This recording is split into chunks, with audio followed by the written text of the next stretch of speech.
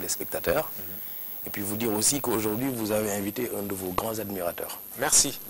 Alors, d'urbanisme et d'aménagement du territoire, il en est beaucoup question ces temps-ci. D'abord avec la récente inauguration du Centre international de conférence de Diamniadio, l'infrastructure et son emplacement doivent inspirer quels commentaires, quelles réflexions? Une réflexion globale, Oumar, parce que c'est d'abord un joyau que nous avons réceptionné. Mais son emplacement est aussi symbolique. Symbolique d'une vision d'espace vivable et viable dont le président de la République est porteur, mais aussi l'inauguration d'une infrastructure de dernière génération qui s'amortira dans le temps. L'amalgame qui est souvent fait, c'est de lier l'infrastructure à l'événement qui va arriver, c'est-à-dire la francophonie. La francophonie. Mais effectivement, même s'ils sont liés, il faut quand même les dissocier dans le temps. Moi, je conçois la francophonie, et d'ailleurs c'est la réalité, la francophonie est le premier client d'un centre qui est destiné à être un centre international et prêt à accueillir d'autres manifestations, donc à s'amortir dans le temps. C'est également dans la souveraineté que ce centre a émergé, parce qu'il procède en réalité d'une prise de responsabilité de l'État, qui a décidé d'en faire la pierre angulaire d'un pôle urbain qui doit émerger à Diamniadio. Vous avez parlé de l'infrastructure en termes d'avenir qui peut-être va au-delà du prétexte qui est l'organisation de la conférence. Mais bien sûr, l'événement est un prétexte. Est-ce que les délais records qui ont été notés, parce que l'infrastructure quand même a été construite sur 11 mois, garantissent ces délais, la solidité de l'infrastructure? Bien sûr, parce que c'est une méthode bien connue, le fast track, qui a permis de construire cette immense infrastructure en 11 mois, ce qui est une prouesse technique, mais en même temps qui est symbolique, qui symbolise également le temps de l'action et le temps de l'émergence. Moi, je reviens un peu sur le pôle urbain de Diamniadio, c'est-à-dire et le positionnement en tant que tel du centre. Parce qu'aujourd'hui, il est le point central d'une grande conurbation qui est le triangle Dakar-Mbour-Thiès, qui a fait d'ailleurs l'objet d'un schéma spécifique. Et le pôle urbain en est une entité qui s'étend sur 1700 hectares, construit selon les standards internationaux et qui donne toutes les fonctionnalités d'une ville, avec 4 arrondissements et sur ces 4 cadrans, différents projets qui sont mis en relation et de manière intégrée. D'accord. Avant d'en venir à ces projets-là, sur le centre, l'infrastructure inaugurée récemment, vous avez peut-être entendu beaucoup de commentaires autour. Qu'est-ce que vous répondez par exemple lorsqu'on parle du financement qui a été arrêté à une somme et qui, au final, dépasse peut-être le financement retenu au départ? Vous savez, il y a eu 2 avenants sur ce marché. Un premier avenant de 8 milliards 527 millions et un deuxième avenant de 3 milliards 219 millions. Et étant entendu qu'il faut prendre en compte quand même la sécurité, la fonctionnalité du bâtiment, la construction de l'héliport, les aménagements paysagers qui devaient être pris en compte et le système de maintenance également. Donc plusieurs éléments qui faisaient qu'il était important, et c'est dans tous les marchés de travaux, lorsque les avenants s'imposent, eh ben, il faut les exécuter. C'est juste dans ce cadre qu'il y a eu une évolution par rapport au marché de base qui était de 40 milliards. D'accord. Alors, c'est donc une infrastructure qui constitue un jalon dans le projet de renouveau urbain, vous en parliez tout à l'heure. Avec ce pôle urbain-là, est-ce qu'on peut avoir, parce que c'est de cela qu'il s'agit, in fine, de cette nouvelle ville de Diamniadio, est-ce qu'on peut donc savoir ce que va devenir cette zone en définitive? Alors, c'est l'acte 1 du désengorgement de Dakar. Vous savez, même les techniciens, ça fait l'objet de beaucoup de débats. Donc on disait, pourquoi aujourd'hui il n'était pas plus opportun de transférer la capitale à Lompoul ou à Kébémer, je ne sais pas. Mais la question, c'est d'abord de trouver tout de suite la liaison avec Mbour et Thiès. Ce qui permet, parce qu'en réalité, quand Diamniadio va se développer, certainement Thiès va en profiter et Mbour va en profiter. Et que quand Mbour et Thiès vont se développer, certainement Kaolack et Diourbel suivront, et Tivaouane et autres, jusqu'à Touba et jusqu'aux autres contrées du Sénégal. Donc c'est un processus qui est engagé en amont, mais qui est engagé aussi en aval. Parce qu'on arrivera sur la question de la vallée également. Donc il ne faut pas prendre le cas de manière isolée. Alors, que deviendra cet espace? Aujourd'hui, il est prévu plusieurs équipements dans cet espace. D'abord, des unités résidentielles. Déjà, à terme, à court terme, on a 45 000 nouvelles unités résidentielles comme offre de logement au niveau du marché. Ça, c'est un premier point.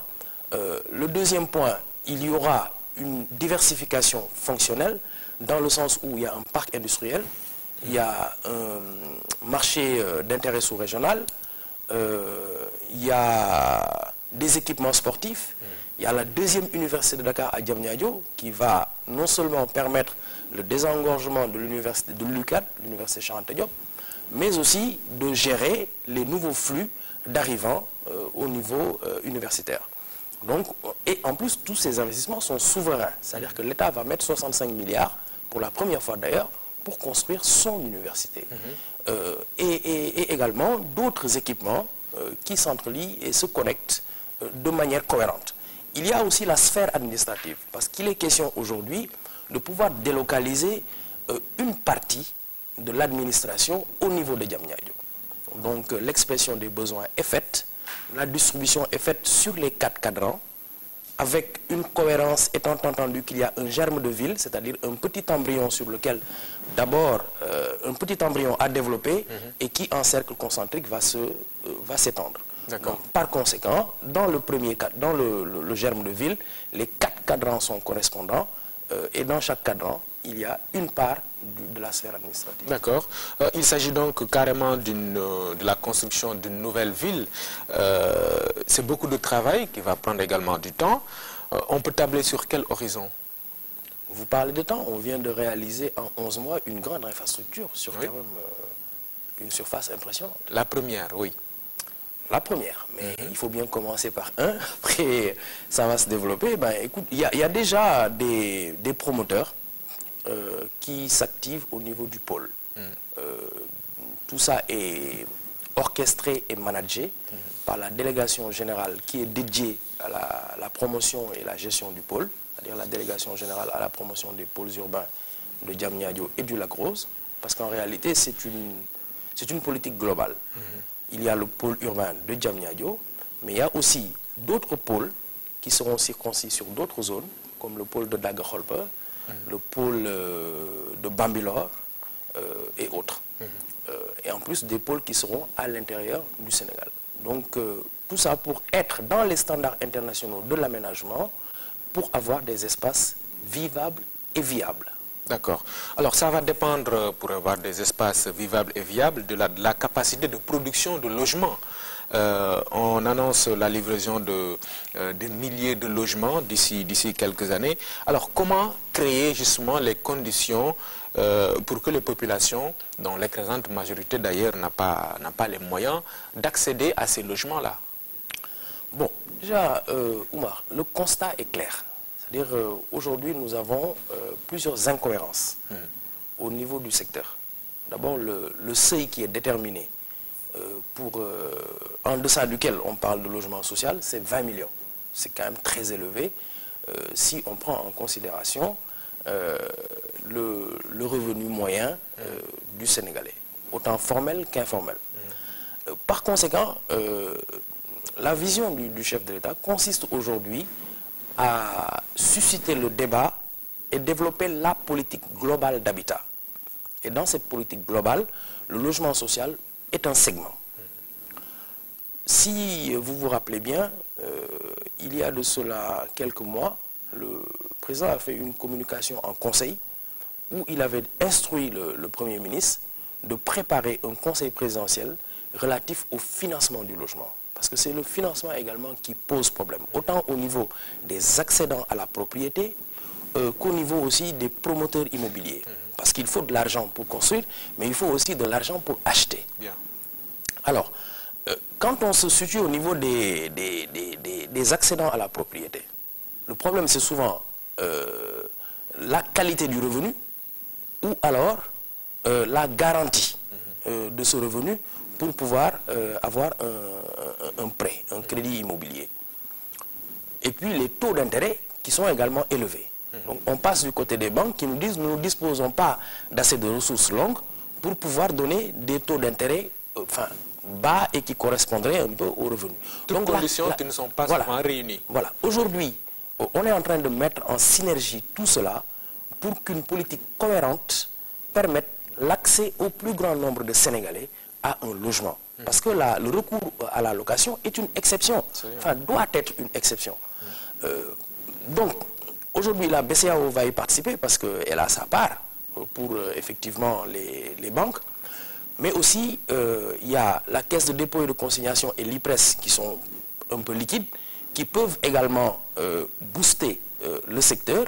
Il y a les promoteurs immobiliers, il y a aussi l'accès au foncier.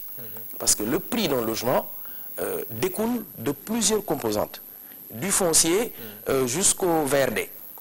Bon, la disparition de la SCAT Urbam, grand organisme public aménageur, et également l'arrêt du fonds d'amélioration de l'habitat urbain, le FAU, qui était logé au niveau de la BHS, a un peu ralenti, en tout cas, la prise en charge de ces VRD au niveau de la construction. L'accès au foncier est difficile, et comme vous le savez, le président est en train de faire réfléchir la Commission nationale de la réforme foncière sur l'accès au foncier, mais en attendant, il y a une commission qui a été créée, qui est la commission d'agrément des promoteurs immobiliers privés au programme de logement public. D'accord. Ça, c'est important. C'est vrai, effectivement, on voit beaucoup de promoteurs immobiliers dans le domaine de l'habitat social. Évidemment, c'est leur rôle, l'État étant dans son rôle aussi de créer les conditions. Mais cet État aussi a les instruments, comme la SICAP, la SNHLM. Pourquoi, certains se posent la question, pourquoi ces instruments-là ne jouent pas leur véritable rôle? Très bien, c'était en fait le complément de mon analyse, c'est-à-dire j'ai parlé de la disparition de la SCAT Urbam, j'ai parlé du FAU, mais en réalité, il y a la relance de la SNHLM et de la SICAP dans leur mission classique. Et justement, l'accès au foncier public et de manière gratuite permettra de passer à un rabaissement du coût. Ça, c'est une question structurelle. Mais dans la conjoncture en tant que telle, certaines dispositions ont quand même été prises pour soulager un certain nombre de ménages. Et c'est dans ce sens qu'a été prise la décision, justement, de la baisse des loyers. Une baisse que vous avez évaluée et qui finalement a eu les effets escomptés. Bien sûr. Parce que c'était une situation ou alors une mesure peut-être qui a été prise par le président de la République, mais au-delà de la mesure, il y avait effectivement cette question de la gestion de l'habitat social qui est en train de se concrétiser. Mais il y a un aspect important. Aujourd'hui, on le sait, la plupart des Sénégalais, du moins ceux qui s'activent, la population active, est dans l'informel. Beaucoup ne disposent pas de salaire comme vous et moi ou d'autres. Alors, comment est-ce que vous allez régler ce problème-là? Les Sénégalais qui sont dans l'informel et qui doivent accéder à un logement. Ils sont dans l'informel, mais ça ne veut pas dire qu'ils n'ont pas de revenus. Oui. Donc, la question de la garantie se pose. Je vais vous donner un exemple très précis. Le meilleur exemple à ce niveau-là, c'est le Maroc qui l'a produit, avec le fonds de garantie immobilier, le FOGARIM, qui leur permet aujourd'hui, dans la grande politique de logement social, de prendre en compte non seulement ceux qui ont des revenus formels, mais aussi ceux qui ont des revenus non formels, qui ont besoin d'être garantis, et il faut trouver les mécanismes pour cela. Et c'est en cela qu'il est important aujourd'hui de mettre tous les acteurs autour de la table autour du chef de l'exécutif pour pouvoir trouver les solutions idoines, parce que la vision est là, la politique globale est là, mais il faut aussi que les acteurs amènent leur touche pour que cette vision soit inclusive et produise du résultat. D'accord. On dit aménagement donc du territoire. Une partie de ce territoire national-là qui fait l'actualité aujourd'hui, c'est la vallée du fleuve avec la tournée économique du président de la République. Alors, il s'agit d'aménager des milliers d'hectares de terre pour développer l'agriculture. Alors, qu'est-ce qu'on doit comprendre ici dans cette opération? Ce qu'il faut comprendre, c'est qu'un territoire, il doit répondre à un souci d'équilibre. Parce que si cet équilibre n'existe pas, malheureusement, ce qui va se passer, c'est que des flux de personnes vont venir vers la ville qui semble plus attractive parce que justement, on connaît bien la fameuse phrase qui dit qu'il vaut mieux être pauvre en ville qu'à la campagne. Parce que peut-être on a plus de chances de s'en sortir. Ce qui n'est d'ailleurs pas tout à fait avéré quand on regarde tous les problèmes que nous avons aujourd'hui dans la banlieue, les problèmes que nous rencontrons d'inondation, d'habitat insalubre, d'habitat spontané et autres. Mais aujourd'hui, qu'est-ce qui est important? C'est-à-dire d'avoir au niveau global une planification qui permette d'avoir des équipements de proximité qui peuvent fixer les populations, mais en générant également emploi et activité. D'accord. On revient au niveau global, mais dans la vallée. Dans la vallée. Comment aménager ces hectares de terre dont ont besoin aujourd'hui les populations rurales pour développer l'agriculture? Que je sache aujourd'hui, le président va y aller déjà pour constater l'état d'avancement d'un certain nombre d'ouvrages structurants qui ont été mis en place pour favoriser l'irrigation et d'autres procédés, effectivement permettant de diversifier l'agriculture et de l'intensifier. Donc, c'est dans ce sens qu'il va visiter, je crois, la cuvette du Ngalenga. Il va visiter les aménagements au niveau de la vallée, au niveau de la Saïd. Ensuite, les différents ponts, donc les grands ouvrages structurants, et puis aussi les ouvrages de desserte. Parce qu'il ne faut pas simplement se limiter à là où on produit, mais il faut se limiter, enfin, il faut élargir la vision aux voies de desserte et de ceinture qui permettent l'accès à ces zones. Donc la question, effectivement, c'est une question additionnelle qui vient s'ajouter déjà au processus de mécanisation qui est engagé, au processus de modernisation de notre agriculture, au processus d'émergence de fermes agricoles modernes, et de domaines agricoles communautaires dans le cadre du PRODAC et autres. Donc bon, c'est un vaste chantier dans lequel le président viendra non seulement s'imprégner, rencontrer les producteurs et les encourager et ensuite également prendre le pouls, parce qu'effectivement il faut aussi aller sur le terrain pour prendre le pouls toujours de ce qui se fait. Il s'agira effectivement l'enjeu de libérer les terres, parce que aussi on a un problème crucial à ce niveau. Je me souviens du passage du président il y a quelques mois, ça va faire même un peu plus d'1 an, dans la vallée où il demandait aux populations de libérer les terres pour qu'elles soient effectivement cultivables. Alors, vous, votre rôle d'aménagiste, comment on peut y arriver à convaincre les populations pour procéder à ce rééquilibrage dont vous parliez tout à l'heure en termes d'aménagement du territoire? Moi, je crois que la planification est un processus qui est irréversible en ce domaine. C'est-à-dire que, dans le sens où déjà, ça permet de mettre tous les acteurs d'accord. Les autorités vont pouvoir impulser, au niveau local d'ailleurs, avec cette grande décentralisation, souvent, ce sont les autorités locales qui impulsent le processus et qui le gèrent. Mais il doit également intégrer ce processus une large concertation avec les différents acteurs pour que dans chaque domaine et dans chaque espace, dans chaque zone, qu'on puisse travailler en fonction des spécificités. Ce qui est valable peut-être à Saint-Louis peut ne pas l'être à Tambacounda. Ce qui est valable à Tambacounda ne l'est peut-être pas à Kaolack. Donc, c'est la vocation de l'aménagement du territoire que de mettre en musique effectivement toutes ces particularités et essayer d'en faire une synergie globale. Donc, par conséquent, si j'en reviens un peu spécifiquement à votre question, on est en train de réfléchir à des schémas qui le permettent. Parce qu'aujourd'hui, dans chaque zone, avec la communalisation intégrale, on prend une commune. Chaque commune, nous devons avoir une carte communale claire qui doit donner l'étendue des zones habitables, l'étendue des zones destinées aux activités industrielles dans le temps, à moyen et long terme, et l'étendue des zones non constructibles, non aedificandi, et aussi l'étendue des zones destinées à l'agriculture ou à l'urbanisation future. Pour moi, c'est la seule solution. Et ça ne peut se faire qu'avec toutes les entités, avec toutes les forces vives. On a l'habitude de dire souvent qu'il y a beaucoup d'espace. En Wolof, on dit Albi Yatuna.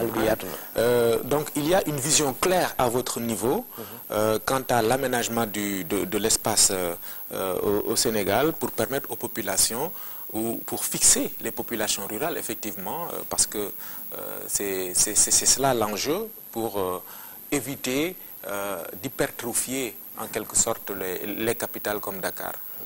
Bon, la vision est claire. Moi je suis d'autant plus à l'aise que je suis petit-fils vraiment d'un grand producteur agricole qui était dans l'agriculture intensive, donc qui produisait en grande quantité de l'arachide.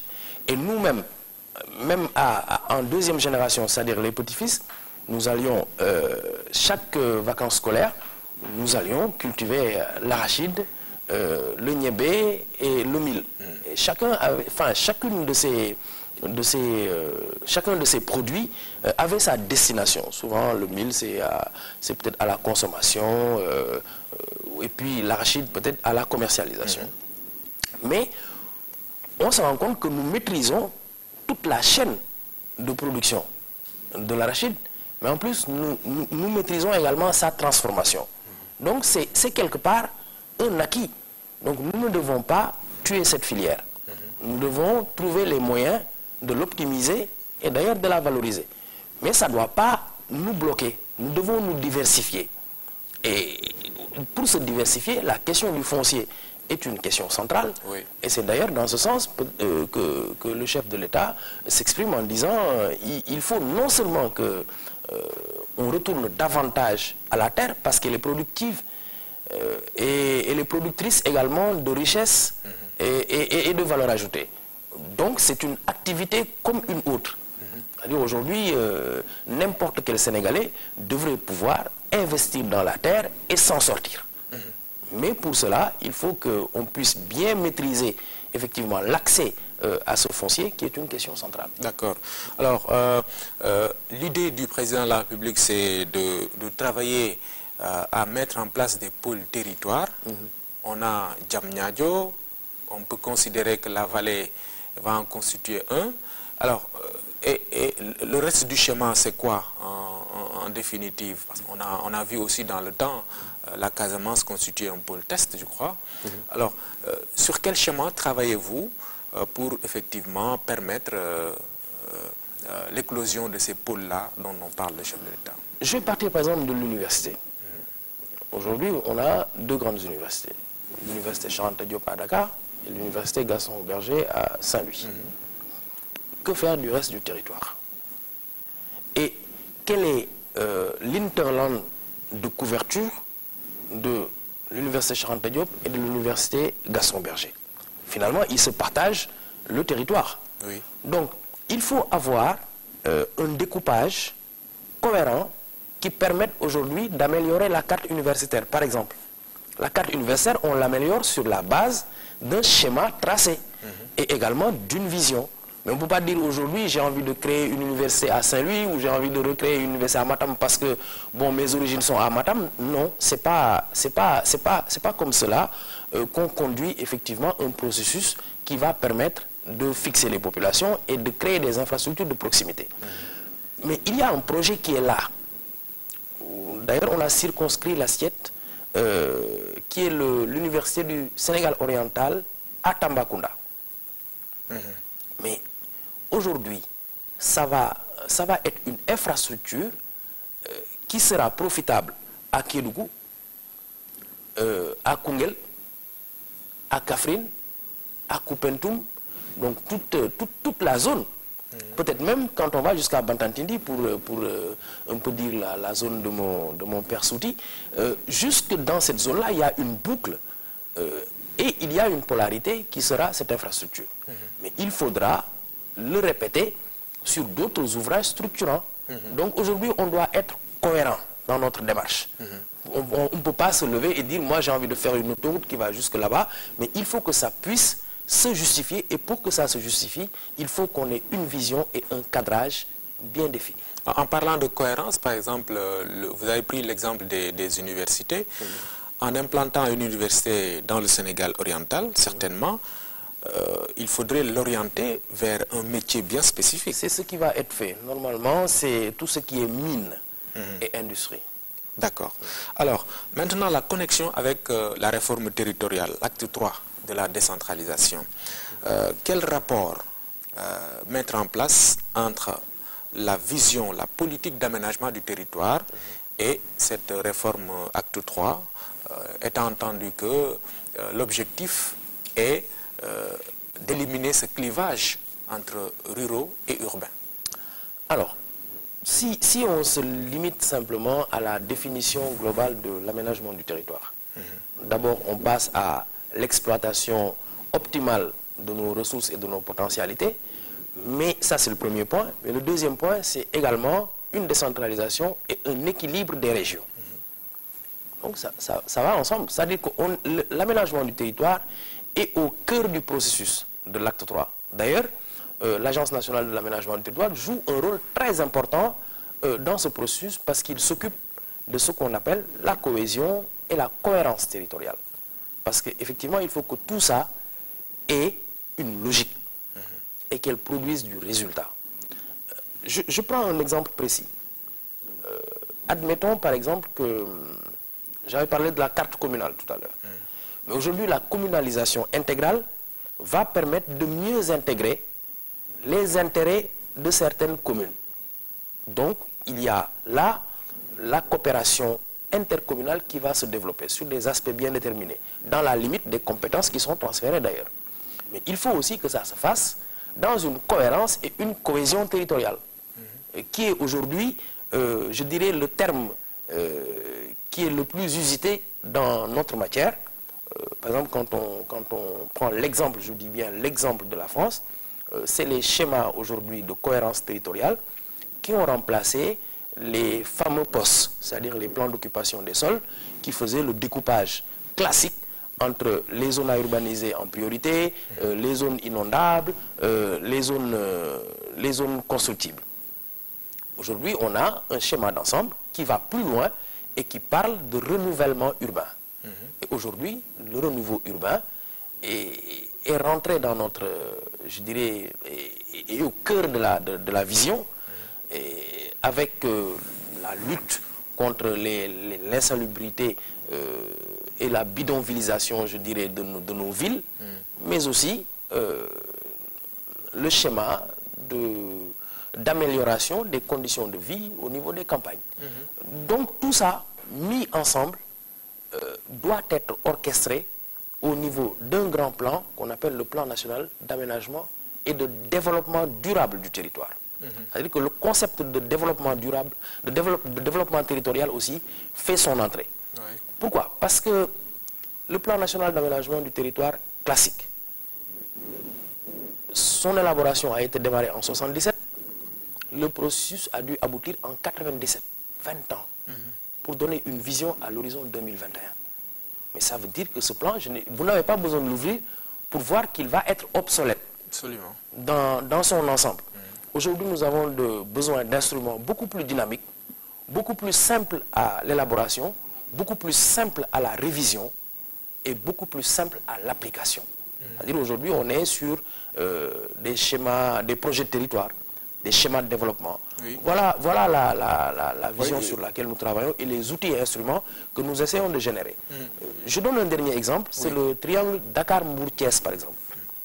L'ANAT a déjà produit toute la cartographie de ce triangle et toutes les perspectives que cela peut offrir, l'identification des grands ouvrages structurants qui sont à l'intérieur de cette zone, les possibilités de connexion et de conurbation et également les effets induits de toute cette dynamique.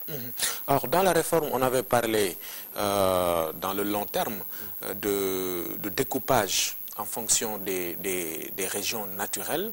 C'est ainsi qu'on avait par exemple parlé de la région de Saint-Louis, la région du Cap-Vert, de Dakar, etc. La région de Casamance. Alors, ici, est-ce qu'on peut savoir le dispositif qui est en train d'être mis en place, toujours en rapport avec la réforme, parce que c'est une question, je pense, qui a été reportée ultérieurement, le découpage administratif du Sénégal. C'est quoi le chemin? Vous savez, la géographie réglementaire, quelquefois, elle peut poser des problèmes en termes d'opérationnalité. Ça, je veux dire, c'est le Sénégal n'est pas une exception à ce niveau. C'est presque lié à la matière. Et je pense que c'est Bismarck qui disait que nous faisons notre histoire, mais nous subissons notre géographie. Mais effectivement, on est obligé de la subir, mais on est obligé aussi d'en optimiser, en tout cas, la gestion, pour donner davantage de cohérence, encore une fois. Souvent, les découpages dans notre pays ont répondu plus à un souci politique qu'à un souci réellement de développement économique. Donc, s'il faut revenir,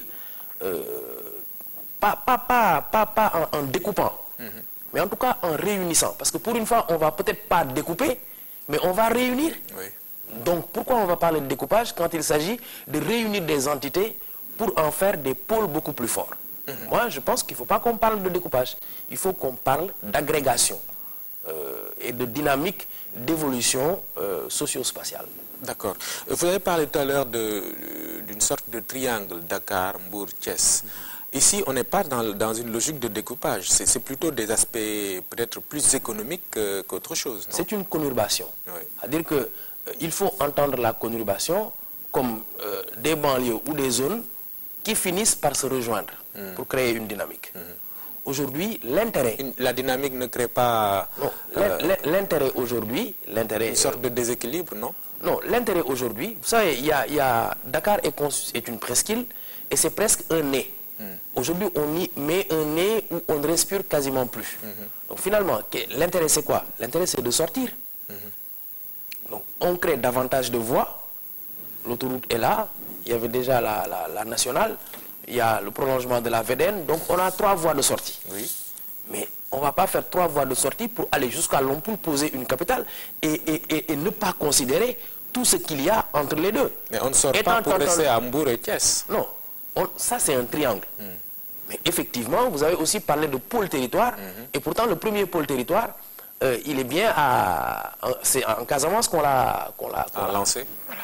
Donc, je vous avais dit qu'on fait des choses en amont, mais on fait aussi des choses en aval. Et c'est l'ensemble qu'il faut mettre en synergie. Aujourd'hui, on est dans les 3 coins. On est dans le triangle Dakar-Mbour-Thiès. Le président va dans la vallée et il descend jusqu'à Bakel. Et ensuite, on a parlé de la Casamance. On a presque fait le tour du Sénégal. Maintenant, avec l'université du Sénégal, du Sine Saloum à Kaolack, qui est la deuxième université, le deuxième projet après Diamniadio, qui vont démarrer presque simultanément. Là-bas aussi, c'est 65 milliards qui sont mis là-bas, purement dans l'éducation. Donc, je pense qu'on est là dans la prise en charge de l'ensemble du territoire. Et vous touchez prochainement peut-être le pôle Sine Saloum que le président peut-être va inaugurer dans le cadre de ses activités. Alors, on va parler politique, parce que je rappelais tout à l'heure à l'entame de l'émission que vous êtes également politique, à la base là-bas à Tambacounda. Depuis quand d'ailleurs? Depuis... Vous savez, quand on est né quelque part, on y a toujours son assise. En tout cas, mon cœur n'a jamais quitté Tambacounda. Même si pour les besoins des études et autres, j'ai dû quelquefois me séparer d'un territoire auquel je tiens. D'accord. Alors, actualité politique, rapport toujours, toujours tendu, même s'il y a parfois quelques idées de retrouvailles agitées dans la presse. Rapport donc tendu entre le parti au pouvoir et l'opposition, incarnée par le PDS et son leader Abdoulaye Wade. Alors, qu'est-ce qu'il faut comprendre un peu dans cette situation? Enfin, moi je pense que... en permanence. Moi je pense qu'aujourd'hui, la presse, c'est presque elle qui mène le débat. Dire que la pertinence des retrouvailles, nous pouvons en discuter. Est-ce qu'on doit se retrouver, oui ou non? Ou bien est-ce qu'on est dans la perspective de se retrouver? Mais si on prend les déclarations éparses de part et d'autre, pour les lier, on en fait l'interprétation que l'on veut. D'ailleurs, la mienne n'est pas celle qui est évoquée forcément par la presse. Moi, je reviens un peu à la déclaration du président de la République, juste après son accession à la magistrature suprême. Il a appelé à un élargissement de la coalition et un appel aux forces vives de la nation parce que justement nous avons des parcours différents en tant que parti, nous avons peut-être des idéologies différentes, mais nous partageons le Sénégal et nous sommes tous animés par une volonté de porter le Sénégal vers le mieux-être de toutes les populations. Donc cet appel est là et ne s'est jamais éteint. Bon, seulement le PDS est un cas particulier parce qu'effectivement c'était d'abord l'ancien parti du président de la République. Mais on se rappelle encore les circonstances dans lesquelles le président a quitté le Parti démocratique sénégalais en se séparant de tous les atours pour se mettre à l'aise. Les citoyens lui ont fait confiance. Mais lui, il a pris de la hauteur, effectivement en disant c'est le Sénégal qui nous intéresse, la machine politique qui doit accompagner le projet économique, je donne ouverture à tout le monde, si tant est qu'ils sont de bonne foi et qu'ils veulent bien accompagner ma politique. Donc moi, je ne parle pas simplement de retrouvailles libérales. Je parle de l'élargissement de la coalition qui accompagne le président dans sa politique. Bon, c'est faire preuve d'ouverture que d'agir ainsi. Oui, c'est un rapprochement qu'on a évoqué pendant un moment, mais aujourd'hui, comme je l'ai rappelé en posant ma question, il y a une sorte de distance qui se crée parce que le PDS et son leader parlent d'une manifestation prochainement. Je veux dire, est-ce que ça veut dire que de part et d'autre, on n'a pas intérêt à ce qu'il y ait un peu cet apaisement au niveau politique. Pour faire une manifestation, Oumar, on n'a pas besoin de faire du tapage. Ici, on est dans un pays de droit. J'estime que les manifestations politiques sont autorisées, mais on est aussi dans un pays où il y a des règles. Elles sont souvent, des fois, interdites aussi. Non, mais elles sont interdites quand justement la sécurité publique estime qu'il y a des risques à tenir de telles manifestations, ou pour d'autres causes, ou pour d'autres raisons. Donc, sinon, on serait au Far West. Donc, bien entendu, la liberté des uns commence là où finit celle des autres. Je ne sais pas si j'ai donné la bonne formulation, mais en tout cas, on doit préserver les libertés individuelles ainsi que les libertés collectives. Bon, mais qu'il fasse sa manifestation et les autorités apprécieront. Moi, je ne vois pas de problème. Je ne vois pas pourquoi on va faire un tapage sur cela. On n'en est pas à la première manifestation du PDS. On n'en sera pas à la dernière. Donc, pourquoi ça peut poser des problèmes? Pourquoi moi, je ne vais pas débattre de ça parce que j'estime qu'il n'y a pas assez de matière. D'accord. Mais qui gagne, par exemple, à entretenir cette situation de tension entre le parti au pouvoir et l'opposition? Moi, ce que je sais, c'est qu'il y a un temps pour la politique, mais il y a un temps aussi pour le travail. Aujourd'hui, justement pour le travail aussi, ceux qui n'ont pas d'occupation et n'ont pas de travail gagneraient à ce que la politique occupe 100% du temps. Mais effectivement, ceux qui travaillent aimeraient également que la politique prenne moins de temps. Oui. Bon, maintenant il y a un équilibre à trouver. Mais il faut travailler parce que c'est dans le travail que nous aurons des mais pour travailler, effectivement, il faut créer les conditions d'une situation apaisée. Politiquement, on s'entend, bien sûr. mais je ne vois pas de tension dans ce pays. Il y en a peut-être qui essayent d'attiser un peu le feu, enfin, ils l'ont tenté, hein, bien souvent par des déclarations un peu fracassantes et autres, mais Oumar, nous allons et nous venons en paix. D'accord. Alors parlons de la situation interne de votre parti. Hier, dans son discours à l'université républicaine, le président a appelé au travail, à l'humilité et à la discipline, entre autres. Ça veut dire que bien sûr, entre vous aussi, il y a parfois de la tension, des querelles intestines, comme on dit. Est-ce que pour porter le projet qui est aussi aujourd'hui développé, hein, qui est en train de prendre forme, le projet du président de la République, il faudrait pas, peut-être que vous, en tant que camarade de parti du président, vous soyez plus, vous preniez plus peut-être de la hauteur face aux enjeux, parce qu'effectivement, on constate que les comportements notés dans vos rangs ne sont pas souvent les bons. Ben, merci Oumar. Oui, moi je pense que hier, ça a été un très grand discours qui vient à son heure. Parce qu'il y a eu des choses avant justement qu'il ne parle justement d'humilité et autres. Que nous sommes un jeune parti, déjà. Donc, quelquefois, cette jeunesse peut générer un certain nombre de tensions.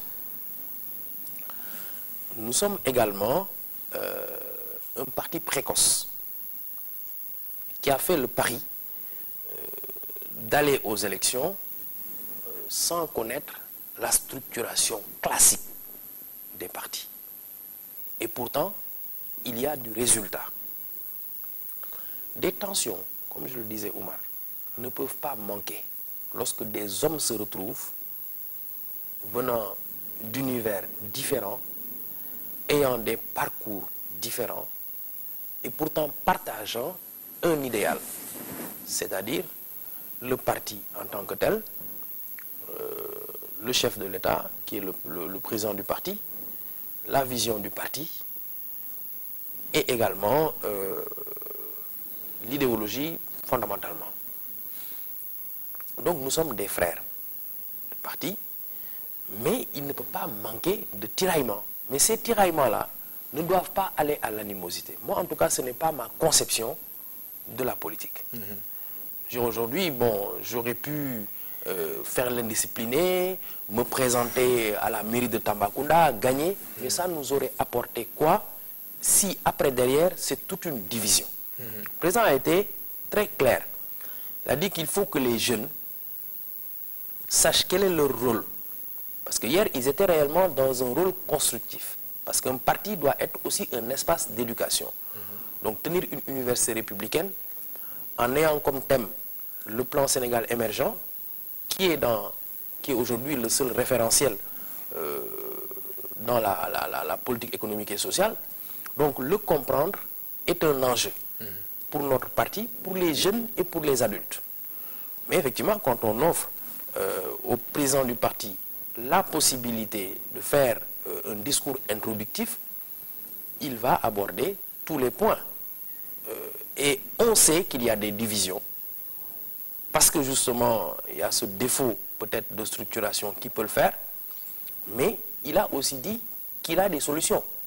C'est-à-dire qu'il ne manquera pas, à chaque fois que cela sera nécessaire, de désigner, en tout cas les responsables, pour assurer la coordination et le management, soit des structures, soit des zones. Par conséquent, c'était une remarque qui était bienvenue, parce que je trouve déplorable, moi, qu'on partage le même idéal et qu'on se crêpe les chignons. C'est déplorable. Mais je pense que nous sommes en mesure de le surmonter. D'accord. Humilité, travail, discipline, mais aussi ouverture. Parce qu'on sait que, vous le disiez tout à l'heure, vous êtes un parti jeune. À l'exercice du pouvoir, on a besoin de massifier, parce que un parti comme le vôtre ne peut pas seul, évidemment, exercer le pouvoir. Mais bien sûr, moi c'est une conviction chez moi. Je pense que les Tambacoundois qui m'écoutent le valideront ce que je vais dire. J'ai fait tous les pas vers tous les autres leaders pour effectivement avoir une agrégation au niveau local des forces vives de la nation autour de la coalition qui doit accompagner le président de la République. Bon, maintenant, c'est sûr qu'il y en a qui vont faire preuve d'ostracisme parce que ce sont des opposants d'hier. Nous nous sommes dit beaucoup de choses, nous nous sommes jetés beaucoup de flèches, mais je le dis encore une fois, lorsque nous mettons l'intérêt du Sénégal en avant, il est toujours facile d'avoir cet esprit d'ouverture et cette hauteur nécessaire. Bien. Je vous remercie, Mamadou Kassé. Merci d'être venu à l'émission Point de vue. Je rappelle, mesdames, messieurs, que Mamadou Kassé est conseiller technique du président de la République en charge des questions d'urbanisme et d'habitat. Merci. Merci, Oumar. Merci. On se retrouve dimanche prochain.